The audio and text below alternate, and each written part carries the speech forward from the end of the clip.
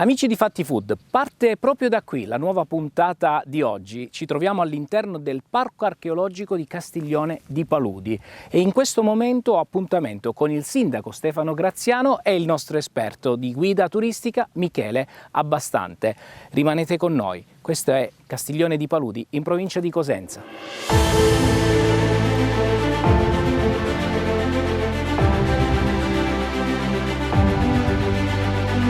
Ci troviamo in un luogo magico, no? In un luogo ricco di storia, dove tanti misteri sono ancora irrisolti da svelare. Primo su tutti il nome di questa zona. Si chiamava Cossa? Non lo sappiamo. Chi ha fondato questa città? Sarà stato Alessandro il Molosso, zio di Alessandro Magno? Non lo sappiamo, anche questo non è ancora ben svelato. Quello che è sicuro è che in questa zona ci sono state due popolazioni, gli Enotri e i Brezzi. Ma parliamo un po' di chi sono questi popoli.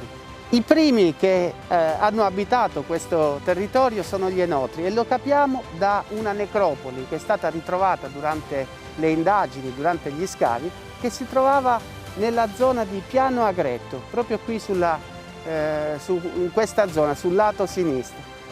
Appunto questa necropoli ci testimonia di un popolo di Enotri, quindi di calabresi, che sono vissuti proprio in questa zona tra il IX secolo e l'VIII, quindi nel 720 a.C. questa popolazione smette di esistere, non c'era più. Ma chi sono gli Enotri? Sono produttori di vino, da enos, dal greco, dove appunto sono una comunità di coltivatori che sono stati poi colonizzati con l'arrivo della Sibaritide, intorno al 730 a.C., quindi con l'arrivo dei greci che appunto hanno creato la città di Sibari e quindi hanno colonizzato tutto il territorio. E poi, facendo un salto in avanti, la popolazione dei Brezzi, un popolo che è vissuto proprio in questi luoghi e che la maggior parte delle cose che vediamo sono state da loro realizzate, compreso queste mura, appunto, le mura di ingresso alla porta est, che è stata realizzata da un popolo che veniva dalla Lucania. Questo popolo che aveva ottenuto la libertà perché erano in origine degli schiavi dei Lucani, che è il popolo della Basilicata per intenderci. Questi popoli di Italici hanno ottenuto l'indipendenza e sono arrivati fin qui, sono scesi in Calabria intorno al IV secolo. Nel 352 questo popolo ha fondato la propria capitale, che appunto è stata chiamata Cosenza, che viene da Consenzia. Ma ritorniamo a questo luogo. Qui appunto una popolazione di Brezzi crea il proprio insediamento.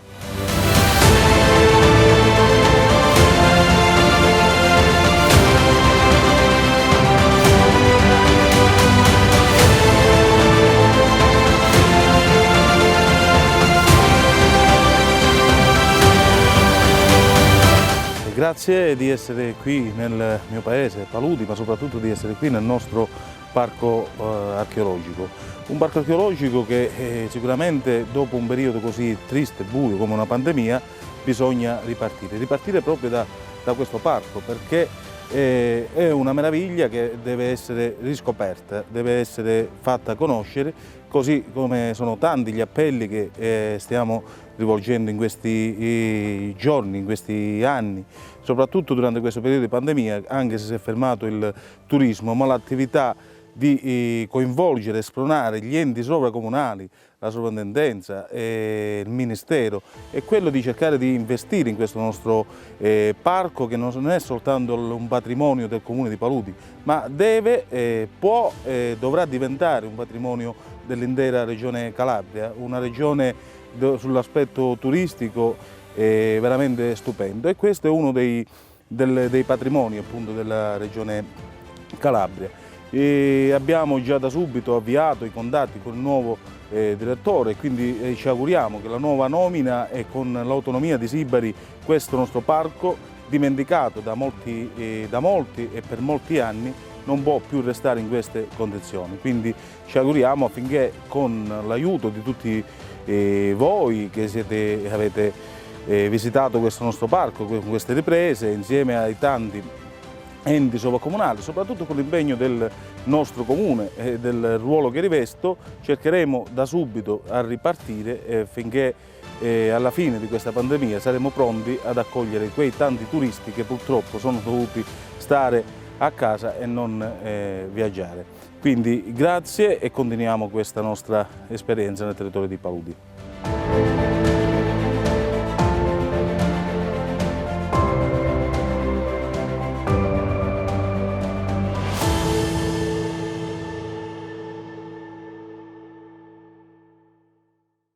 Mai come in questo momento, amici, è importante fare rete, fare gruppo, fare squadra tra istituzioni, tra operatori di settore, professionisti di ogni genere affinché il turismo possa ripartire alla grande. Fatti Food ci ha permesso anche questo nella puntata di oggi. Castiglione di Paludi in provincia di Cosenza in Calabria, un parco archeologico da visitare al più presto, appena la pandemia ci consentirà di ripartire.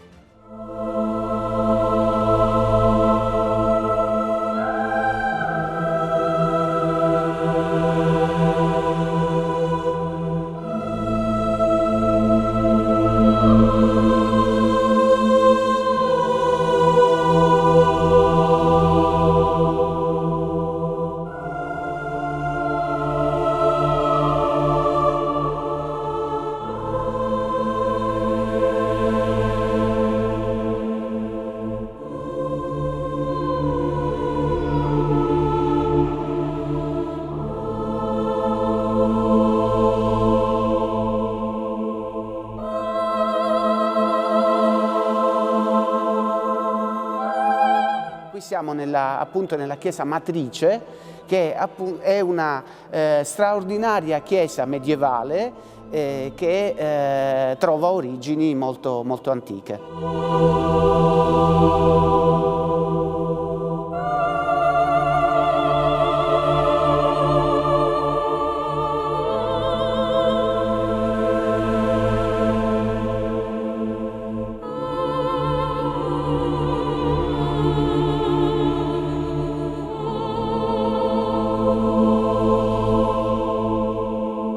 Le opere custodite in questa chiesa sono tante, quadri, quindi pitture, sculture, e poi c'è la cosa più bella, la cosa più antica di questa chiesa è questo bellissimo crocefisso di legno, probabilmente del 1300.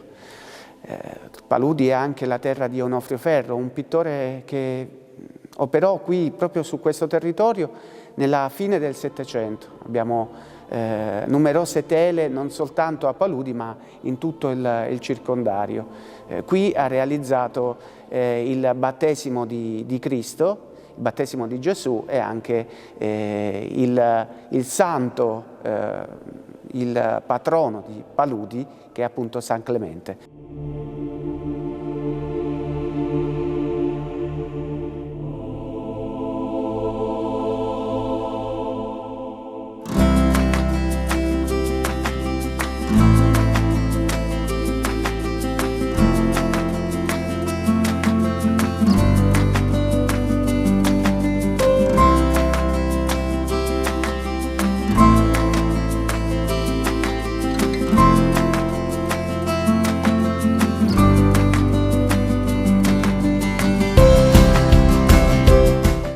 La vita delle persone di una volta si svolgeva tutta all'interno di un'unica stanza, quindi di fianco al tavolo c'era poi il letto dove spesso vivevano famiglie numerose con 5-6 figli a volte, e poi c'era una grotticella magari dove c'era l'asinello dove loro tante volte dovevano spostare il letto per far passare l'asinello.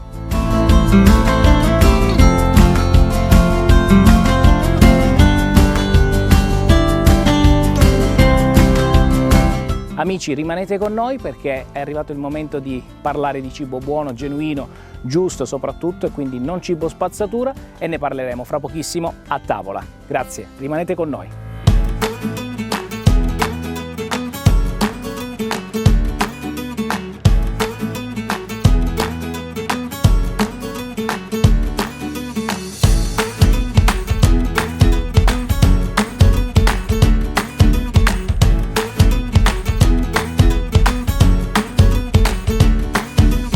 difendiamo il Made in Italy. Benvenuto nell'azienda La Sulla. Grazie Vincenzo, è un piacere anche perché oggi davvero ho tanta voglia di imparare, tanta voglia di conoscere, imparare questo mondo animale che tu porti avanti da diversi anni, da diverso tempo, e finalmente parliamo della razza podolica, fra l'altro, che è una razza di vacca allevata in Calabria. Nel meridione d'Italia, particolarmente la vacca comunque che viene allevata in Calabria. Ma perché viene riconosciuto questo allevamento di vacca podolica in Calabria? È favorito dai pascoli? È favorita questa razza da che cosa? Allora, questa razza qua è proprio la razza autoctone della Calabria. Cioè prima come bovino esisteva questa podolica qua, agli inizi del secolo c'erano le fiere, i premi. Pensa che nel 1911 c'era un premio di 12.000 lire per la vacca più bella. Addirittura. 12.000 lire nel 1911 è un'enormità. Cosa caratterizzava la vacca più bella a questo premio? Per esempio attualmente... Dal pelo lucido, dal colore, no, perché so che hanno anche un colore particolare, è vero? Cioè, sì, i colori dipendono diciamo, dal sesso, se è femmino o maschio. La femmina è più sul grigio, il maschio è più sul nero. Questi colori cambiano a seconda anche della stagione. Loro in inverno vanno a scurirsi per attirare di più i raggi solari, in estate a schiarirsi per combattere di più il caldo. Per la domanda che mi hai fatto prima, perché venivano fatti questi premi, come viene scelto un animale, è proprio come una sfilata. Cioè, nel senso, se è una sfilata di vacche, cioè femmine, devono essere femminili. Nel guardare, nell'aspetto, la mammella deve rispecchiare la femminilità, il modo di camminare. E poi una vera e propria sfilata di moda. Sì, è una vera sfilata di moda. Si deve pure, poi naturalmente si vedono pure i caratteri, nel senso la sua storia a livello genetico. Stessa cosa i maschi. Deve essere mascolino, deve essere il toro. Di carattere. Deve essere toro, quindi deve rispecchiare magari il simbolo della fecondità e tutto il resto. Bene, iniziamo allora questa giornata in azienda.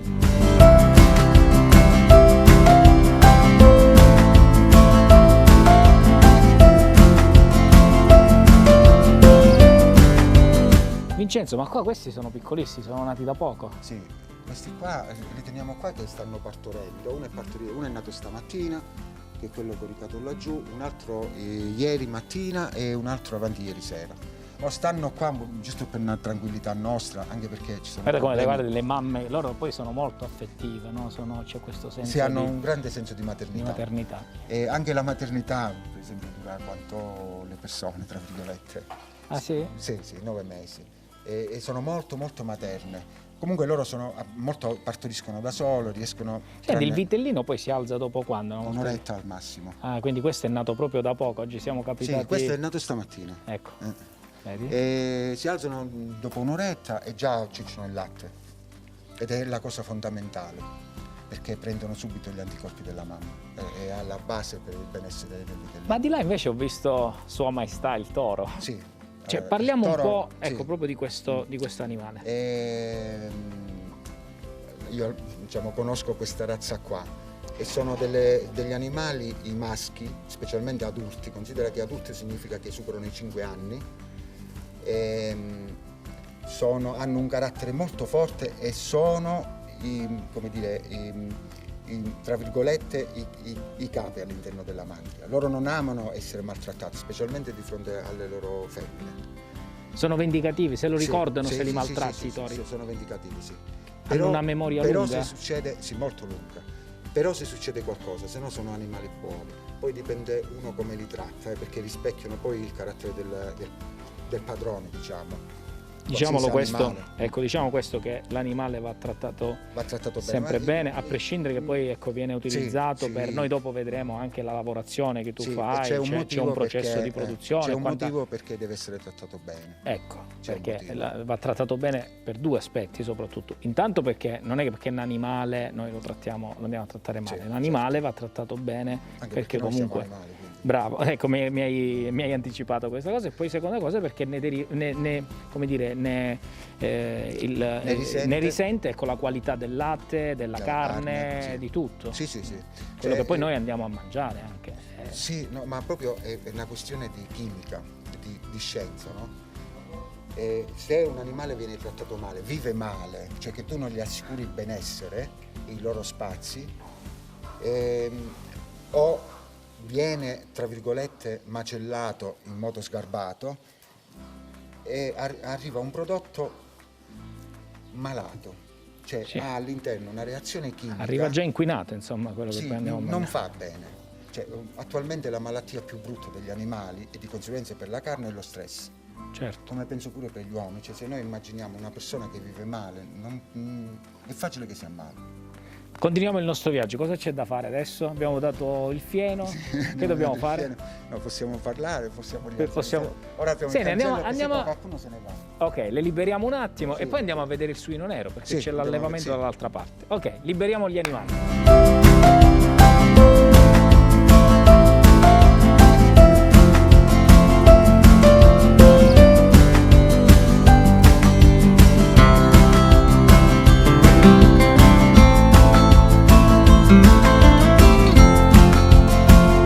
Mentre facevamo la passeggiata tu mi hai detto bisogna educare molto i bambini all'allevamento e all'agricoltura, partire dalle scuole, perché le scuole sono il nostro punto di forza se fanno capire ai bambini che questa terra di Calabria, vive di allevamento e di agricoltura, perché spesso vengono un po', come dire, nascosti certi argomenti, non si sa nemmeno perché, il motivo perché cercano di allontanare dall'agricoltura e dall'allevamento. Sì. Secondo te perché? No, io allora non so se si cerca di allontanare o meno. Io sono convinto che c'è stato qualche motivo in passato che ha allontanato le persone dalla vita rurale, dall'economia rurale. E va bene, appartiene al passato. Secondo me si può recuperare partendo dalla scuola, cioè andrebbe dedicato nelle scuole, io credo tanto nel potenziale della scuola, ma tanto. Andrebbe ai bambini, bisognerebbe fargli conoscere di più il proprio territorio, che magari invece poi da grande di decidere di spostarsi, decidono invece di dedicarsi al proprio territorio. Anche perché C'è tanto da fare qua. c'è tanto da fare, anche perché con questi animali, con queste aziende, comunque c'è la possibilità anche di fare impresa. E adesso la vedremo a tavola con il nostro sindaco Stefano Graziano, che ho dato appuntamento, credo di essere in orario, per discuterne a tavola e di fronte anche a una bella fetta di carne di vacca podolica. Rimanete con noi.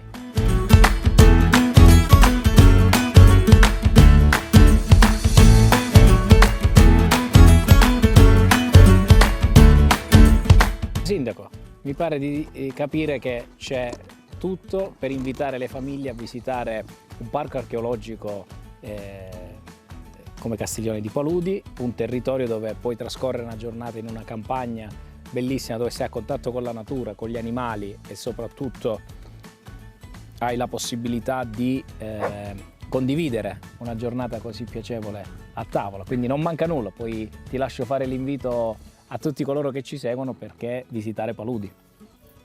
Allora, perché visitare Paludi? Che nonostante sia un piccolo borgo, un piccolo paese, ma credo che per star bene, rilassarsi e scoprire nuove avventure e nuovi territori, sicuramente è da viverlo, perché raccontarlo può sembrare di parte e quindi attrarre. Io invito e poi sfido chi ritornerà a casa a dire il contrario di quello che può visitare nel nostro territorio e può assaggiare soprattutto con le nostre aziende che lavorano direttamente i prodotti, li crescono gli animali e quindi li vivono giorno per giorno. Quindi buon pranzo a tutti. Pranzo a tutti, buon appetito a tutti noi. Sì, adesso fa anche il conduttore, chiude pure il programma, lui, capito? Vi sfido di essere qui a Paludi. A questo Giuseppe, punto ti lascio. non ritorneremo più per lavoro, ma ritorneremo per gustarci una giornata piacevole con tutti coloro che cin cin si impegnano nella tradizione, nella passione, nel lavoro, ma soprattutto si impegnano per portare sulla casa degli italiani la bontà. Difendiamola sempre. Questo è Fatti Food.